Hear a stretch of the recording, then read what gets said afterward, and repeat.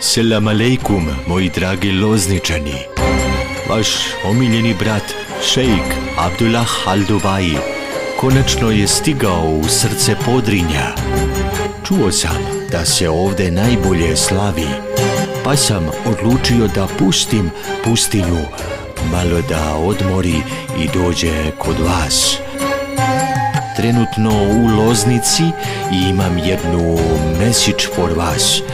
Ako želite da vaše veselje, svadba ili rođen dan dobijete onaj pravi Dubai vibe i malo šejkove magije, tu sam. Pišite mi u DM da se dogovori, jer nijedno slavlje nije pravo bez malo arapskog sjaja. Vidimo se, habibi!